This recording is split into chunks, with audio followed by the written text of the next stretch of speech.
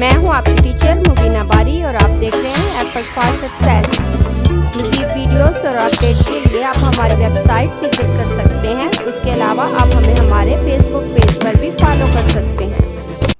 यहाँ मेरे पास एक वर्कशीट मौजूद है।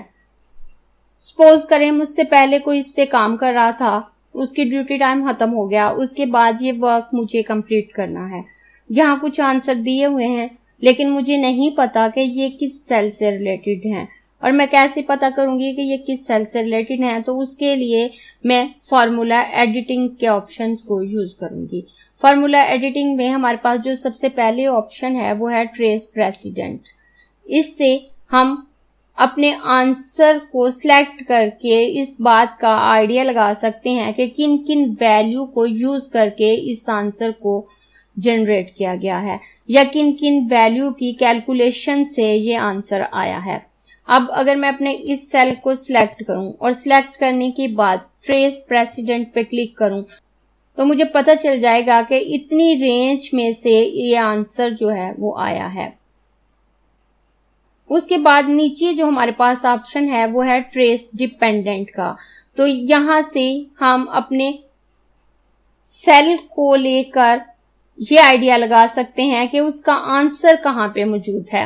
जैसे अगर मैं अपने इस सेल को सिलेक्ट करूं और सिलेक्ट करने के बाद ट्रेस डिपेंडेंट पे क्लिक करूं तो मुझे पता चल जाएगा कि इस सेल से जो आंसर बना है वो यहां पे मौजूद है।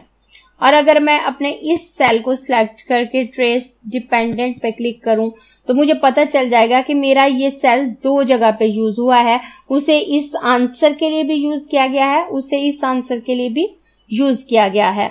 उसके बाद अगर मैं अपने इस सेल पे आऊं और ट्रेस डिपेंडेंट पे क्लिक करूं तो मुझे पता चल जाएगा कि ये आंसर यहां से आया है। अगर मैं अपने इस सेल को सिलेक्ट करके ट्रेस प्रेसिडेंट पे क्लिक करूं तो मुझे ये दोनों सेल सिलेक्ट हो जाएंगे कि इन दोनों सेल से मेरा ये आंसर लिया गया है।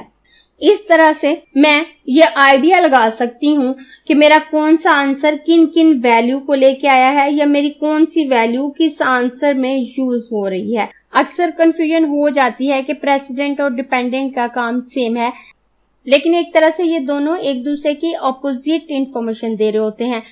प्रेसिडेंट से हम अपने आंसर से रिलेटेड वैल्यूज को मालूम कर सकते हैं कि ये आंसर किन वैल्यू से आया है, जबकि डिपेंडेंट में हम वैल्यू को सिलेक्ट करके उनसे रिलेटेड आंसर को मालूम करते हैं। उसके बाद नीचे हमारे पास ऑप्शन है रिमूव एरो का। अगर मैं रिमूव एरो के ऑप्शन पे क्लिक करूं, अगर मैं वैसे ही रिमूव एरो पे क्लिक करती हूं तो मेरे वर्कबुक में जितने एरोज हैं वो तमाम के तमाम रिमूव हो जाएंगे।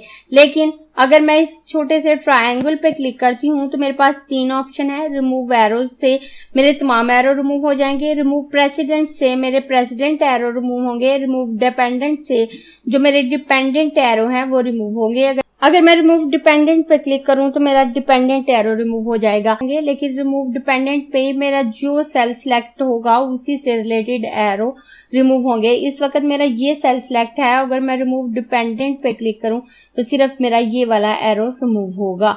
और अगर मैं अपने इस सेल को सिलेक्ट करती हूँ और रिमूव एरो पे क्लिक करते हुए रिमूव प्रेसिडेंट पे क्लिक करूं तो मेरा ये वाला एरो रिमूव हो जाएगा।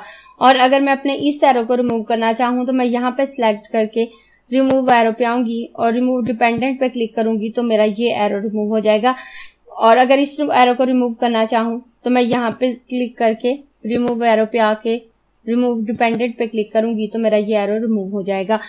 अगर आपकी शीट में काफी सारे फार्मूले यूज हुए हैं और आप उनकी इन्फॉर्मेशन लेने के लिए काफी सारे एरो लगा लेते हैं, लेकिन वो बाद में बहुत अच्छे नहीं लग रहे होते और आप चाह रहे होते हैं कि उनमें से कुछ एरो रिमूव हो जाएं, तो रिमूव एरो के ऑप्शन को यूज करते हुए आप उसमें से सिलेक्टेड एरोज रिमूव कर सकते हैं और जिन एरोज को चाहें आप रख सकते हैं। और अगर आप रिमूव एरोज पे क्लिक करें तो आपके तमाम एरो एक साथ रिमूव हो जाएंगे। अगर आपको ये क्लास पसंद आई है तो लाइक कीजिए, अपने दोस्तों के साथ शेयर भी कीजिए ताकि वो भी सीख सकें। आप अपने क्वेश्चंस और व्यूज नीचे कमेंट बॉक्स में लिख सकते हैं।